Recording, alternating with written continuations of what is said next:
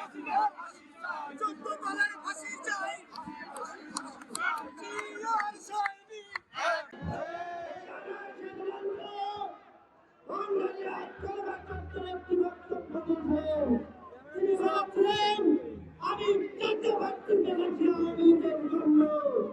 যদি আওয়ামী লীগের সকল নেতাদের বিচার হয় তাহলে এই হামলার বিচার হতে হবে।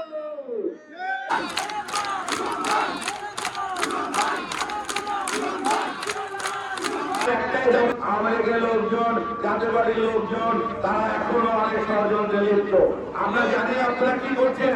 আজকে আপনাদের ভান্ডারবাসীতে যারা আপনারা আছেন, বিভিন্ন দল করেন, তাদেরকে শ্রদ্ধার সাথে বলছি, অতীতে যা করেছেন তার জন্য আপনারা ক্ষমা চান।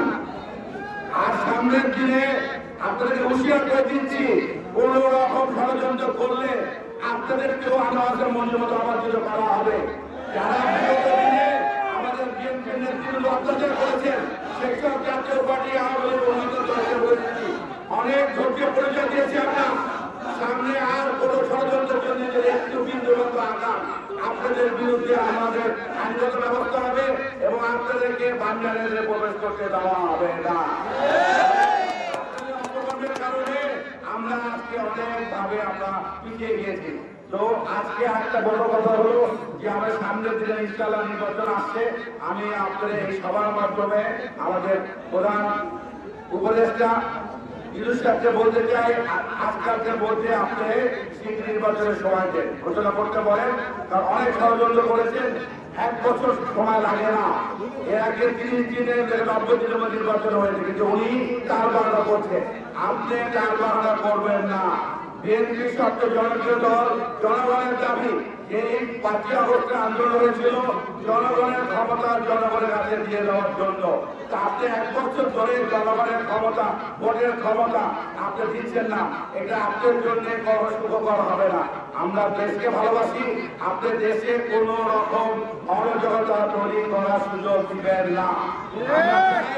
আপনি নির্বাচন কমিশনকে নির্দেশ দিবেন যাতে দ্রুত নির্বাচনের চার্জ ঘোষণা করে এবং এটি দেশে যাদের অবাধ, নিরপেক্ষ এবং সব একটি গঠনমূলক নির্বাচন হয় সেরকম ব্যবস্থা নেবেন এবং আগামী দিনগুলিতে যাতে আমাদের এখানকার যারা নেতৃত্ব আছেন তাদের অনুরোধ করবো আপনারা সবাই একত্রিত থাকবেন এবং আমাদের দেশটাও তাদের যে 31 দফা দিয়েছে, এই 31 দফা বাংলাদেশের জন্য একটি মাইল হলো। আমরা জানি এই 31 দফার মাধ্যমে আপনারা জানেন ইতিমধ্যে আমাদের দেশের তারেক রহমান সাহেব 31 দফা আমাদের দেশ পাকিস্তানে উপস্থাপন করেছেন এবং প্রতিটি ঘরে ঘরে 31 দফা নিয়ে কি সুফল আসবে। এখানে নারী শিক্ষা থেকে শুরু করে কৃষক ভাই থেকে শুরু করে আমাদের ভবিষ্যৎ প্রজন্ম, ছাত্রছাত্রী শিক্ষা ব্যবস্থা শুরু করে প্রতিটি বিষয় আলোকপাত করা হয়েছে। ইনশাআল্লাহ আমাদের দল ক্ষমতা আসবে এবং 31 দফার মাধ্যমে আমরা বাংলাদেশকে একটি সুন্দর, যেখানে সাম্য থাকবে, যেখানে আমরা সবাই একতাবদ্ধ হবে একটা বাংলাদেশকে বিনির্মাণ করব এবং বাংলাদেশকে অগ্রগতি করার জন্য আমরা সবাই একতাবদ্ধ কাজ করব, এই আশাবাদ ব্যক্ত করছি। পরিশেষে আবারও আমরা থানা বিএনপির পক্ষ থেকে আপনাদেরকে কাছে ক্ষমা চেয়ে নিচ্ছি। এখানে আমাদের প্রজ্ঞাত নির্দেশগুলোর কারণে আমরা অনুরোধ করবো আপনারা আর একটু সময় দিবেন, আমরা র্যালি করবো। আপনারা র্যালি করার পরে আমরা জাতীয় অবস্থানে চলে যাবো। আপনাদের সবাইকে আবারও আজকে আমি আজকে কথা বলতে ভুলে গিয়েছি, এখানে আজকে আমাদের কাউখালী থানা থেকে, আমাদের থানাদের বিভিন্ন কাউখালী থেকে, আমাদের নির্বাচনী এলাকার ফুলবাড়ি থেকেও আমাদের অনেক নেতৃবৃন্দ এসেছেন। তাদেরকে থানাদের পক্ষ থেকে আমরা কাউখালী নেতৃবৃন্দ এবং সরকার নেতৃবৃন্দকে সমান অভিবাদন জানাচ্ছি। আসুন আমরা সবাই একত্রিত সামনে